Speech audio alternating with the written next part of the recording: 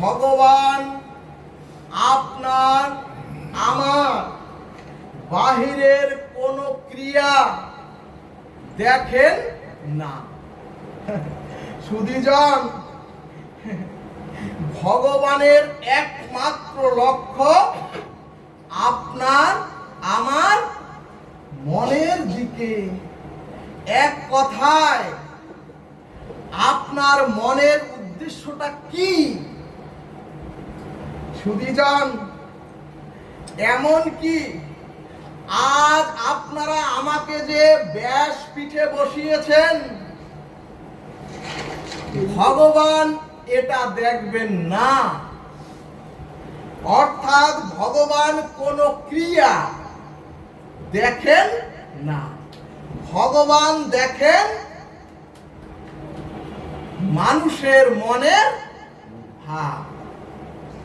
ভাগবত বললেন, আপনি বা আপনারা আজ কি কি আয়োজন করেছেন, আজকে আপনারা কি কি ক্রিয়া এখানে করেছেন, ভগবান এটা দেখবেন না। ভগবান দেখবেন কোন ভাবের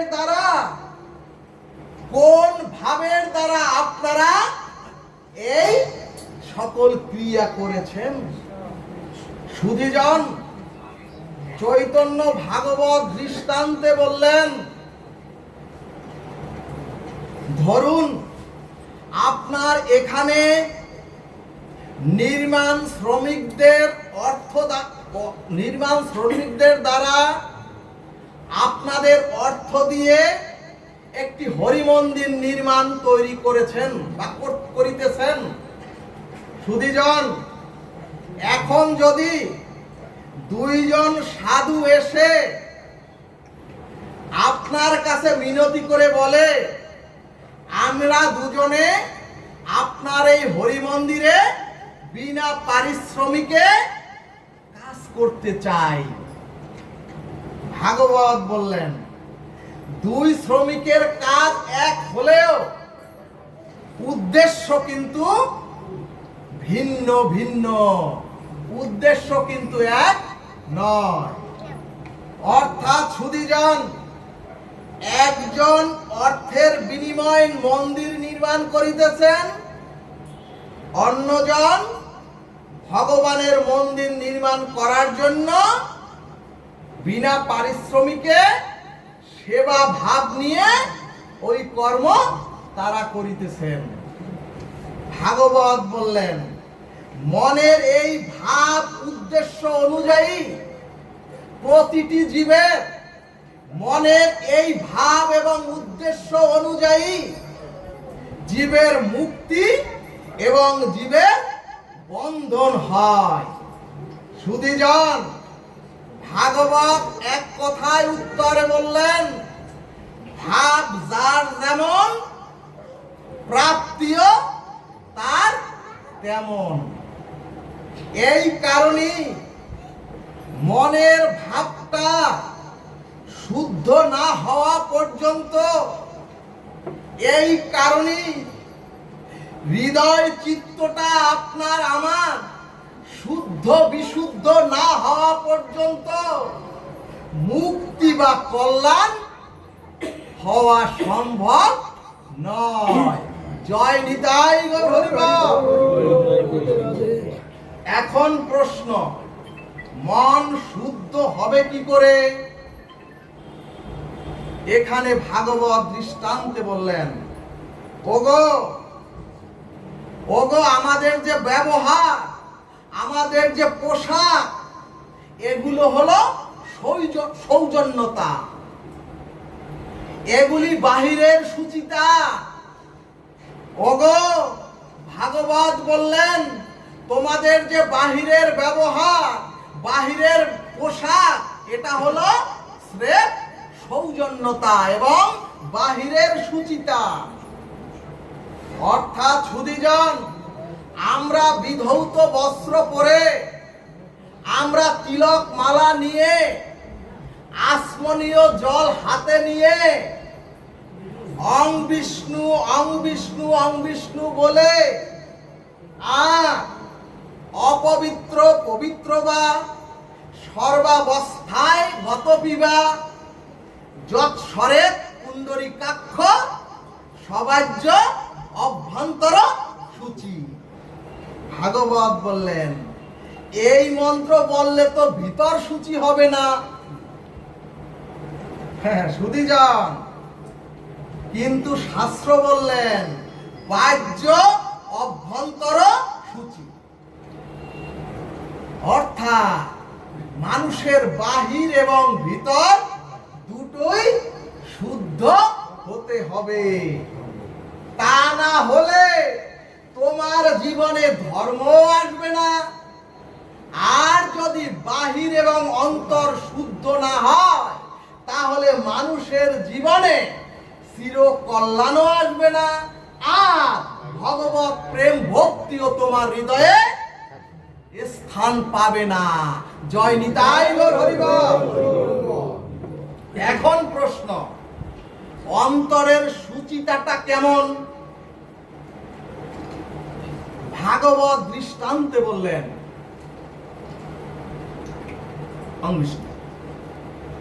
ভাগবত বললেন ওগো, কারো উন্নতি কল্যাণ, কারো সমৃদ্ধি, কারো মঙ্গল দেখে তোমার হৃদয়ে যদি জ্বালা না হয়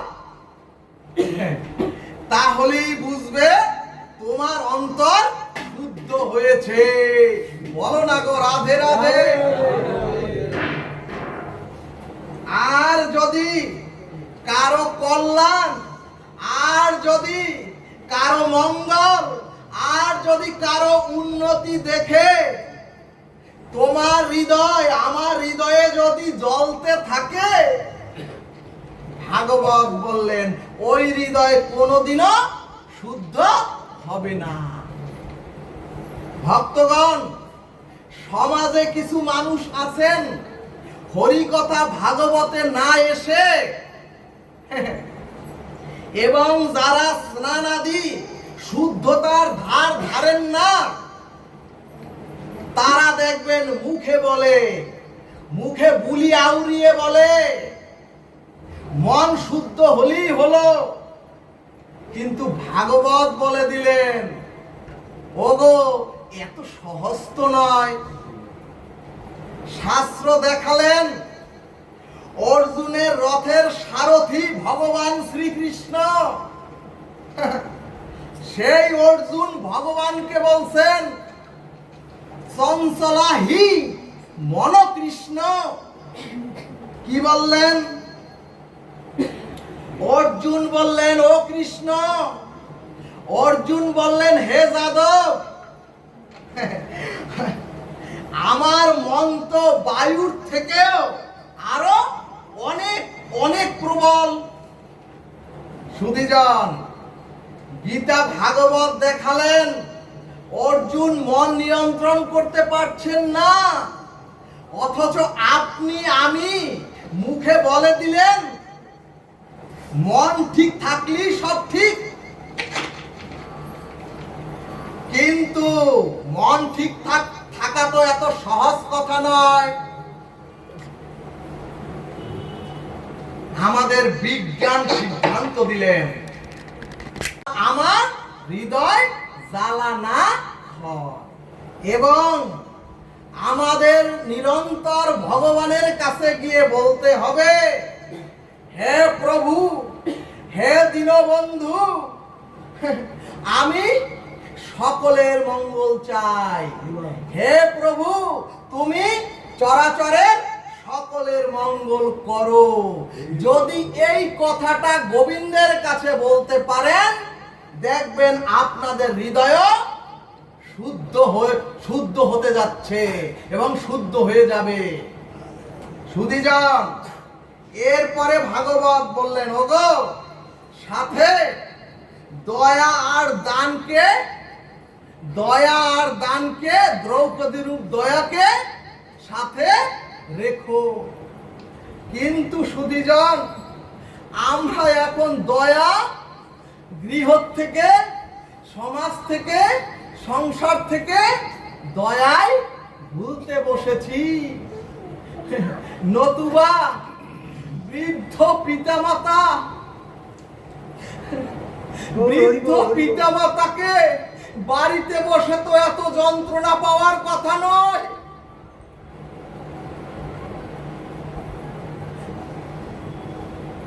যে মা তোমার আমার সকল পায়খানা প্রস্রাবকে নিজের বুকে জড়িয়ে তার পরিষ্কার এবং শুকনো কাপড়টুকু আমার অঙ্গে জড়িয়ে তিনি ওই ভিজার মধ্যে সারাটা রাত্র থেকে আমাকে উন্নত করেছেন, অথচ অসুখে আক্রান্ত গৃহ মন্দিরে প্যারালাইজড পিতা তার সন্তান মানে ছেলেকে বলছেন, ও খোকা, আমার শরীরে খুব ব্যথা হচ্ছে, আমার জন্য একটা ব্যথার ওষুধ আনতে পারবি? সুধীজন, শিক্ষিত ছেলে দরজার কাছে গিয়ে হুঙ্কার দিয়ে বলছে, 3 বেলা তো ঠিকই গেলতে পারো। শিক্ষিত ছেলে জন্মদাতাকে বলছে, 3 বেলা তো ঠিকই গিলতে পারো, কথাটা জোরে বলতে পারো না?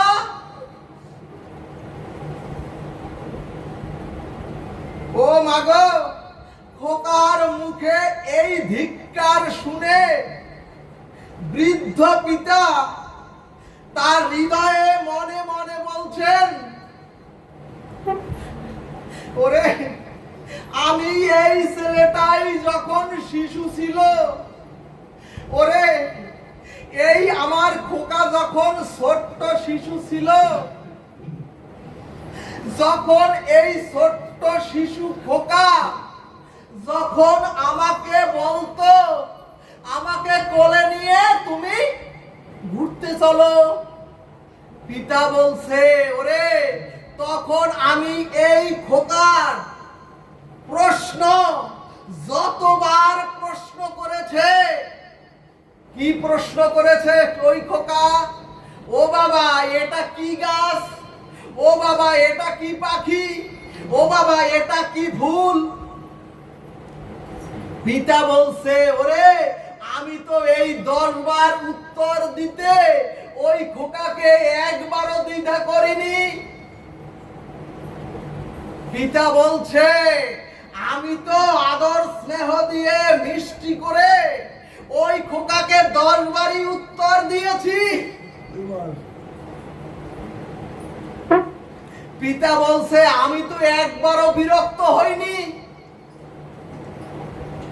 অথচ এখন রোগগ্রস্ত পিতা, এখন রোগগ্রস্ত বৃদ্ধা জগৎ জননী মাতা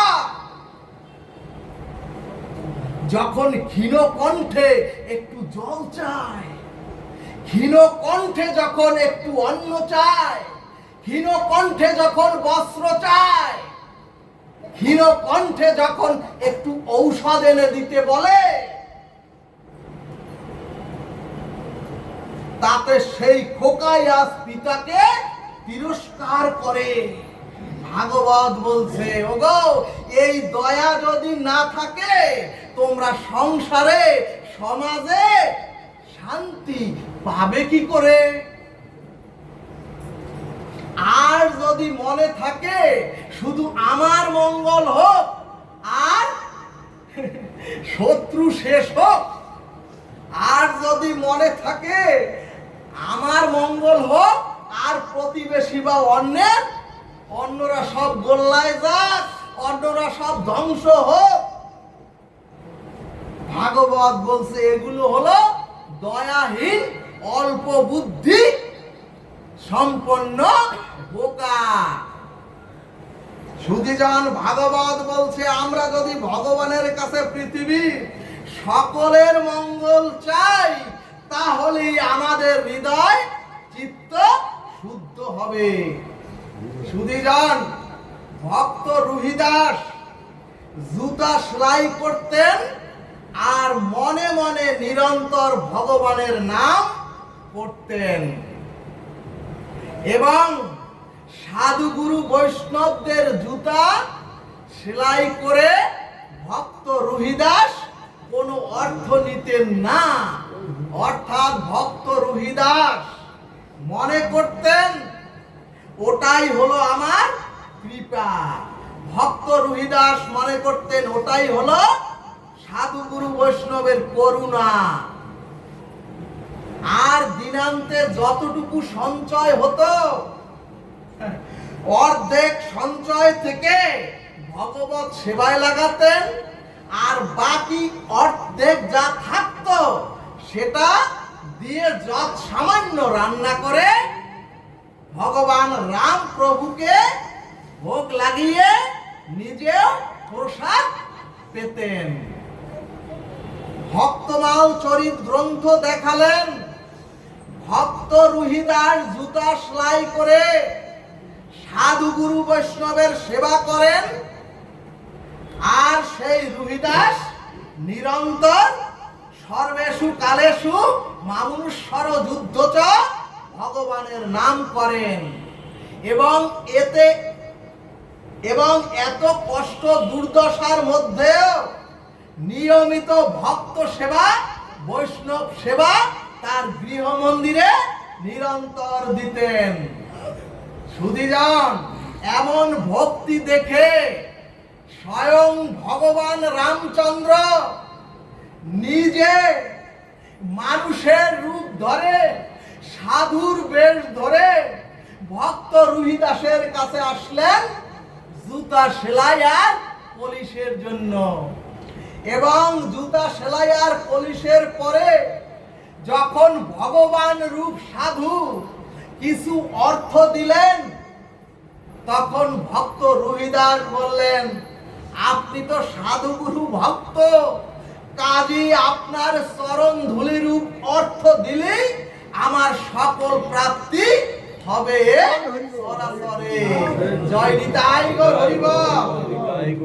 তখন ভগবান রামচন্দ্র রূপ সাধু বললেন, তাহলে ওগো আমার এই মূল্যবান জিনিসটি তুমি রাখো।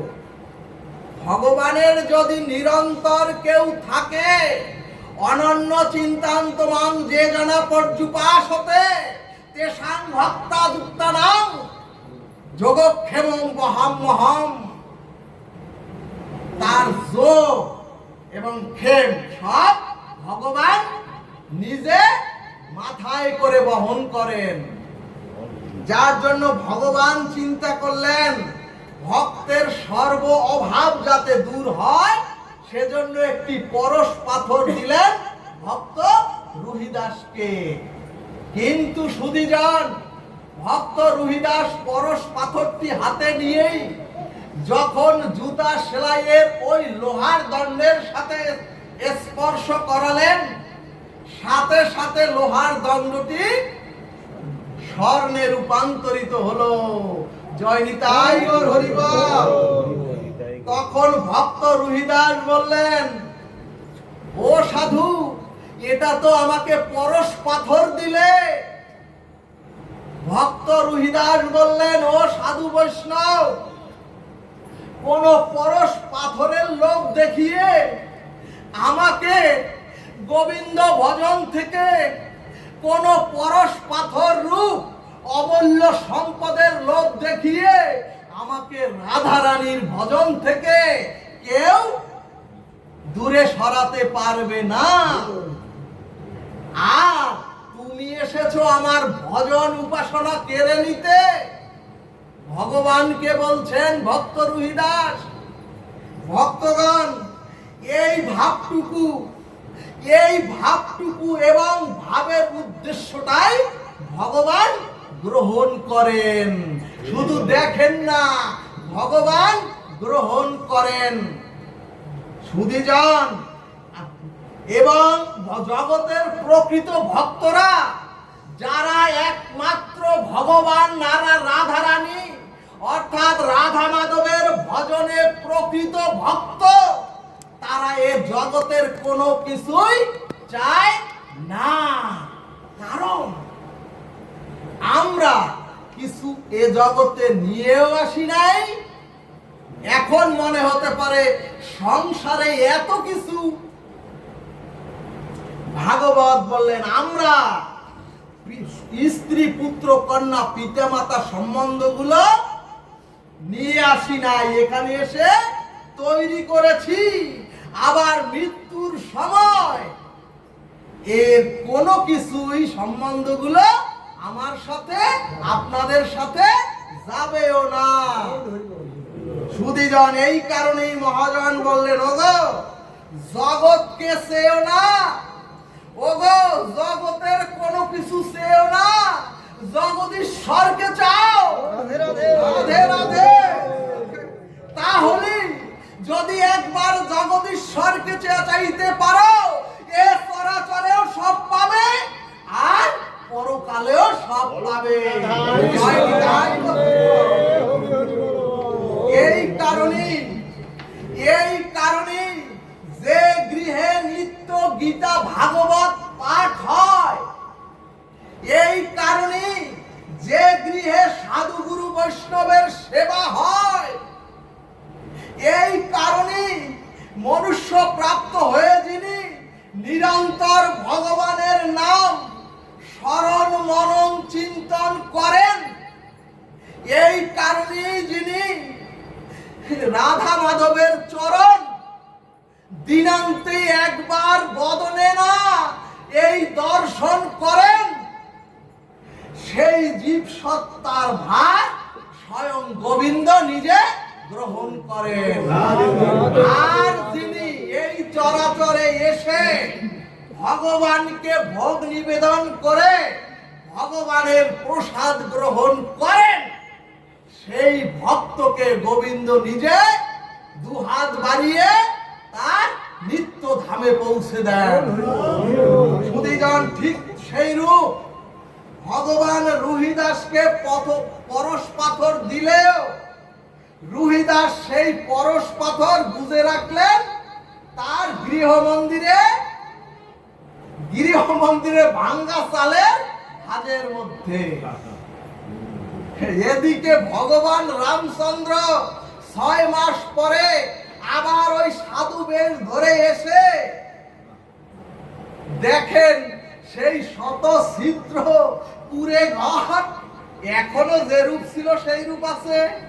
এখনো সেই জুতাই সেলাই করেন রুহিদাস, এবং রুহিদাসের অঙ্গে এখনো সেই ছেঁড়া কাপড় জড়িয়ে উনি সাধু বৈষ্ণবের সেবা করিতেছেন। সুধীজন, ভগবান দেখলেন ওরে পরশ পাথর পেয়েও যার পরশ পাথরের প্রতি লোভ হয় না, ওরে চরাচরে এসে পরশ পাথরেও যার সাধন ভজন থেকে এক চুলো তাকে সরাতে পারে না, এবং এত দারিদ্রতার মধ্যেও যার সাধু বৈষ্ণবদের প্রতি সেবাই যার মূল লক্ষ্য হয়, তখন রামচন্দ্র ভগবান সাধু বেশ ছেড়ে স্বয়ং ভগবান রামচন্দ্র ভক্ত রুহিদাসের চরণে পড়ে বললেন, ও রুহিদাস, তুই কি সারাটা জীবন জিতবি? আমাকে কি একবারও জিততে দিবি না? জয় নিতাই গৌর সীতারাম পরমানন্দে। ভগবান বললেন, শুধুই কি তুই জিতবি? একবারও কি আমাকে তোর সেবা করে আমাকে একটু জিততে দিবি না? ভগবান তখন স্বরূপে প্রকাশিত হয়ে বললেন, ওরে রুহিদাস,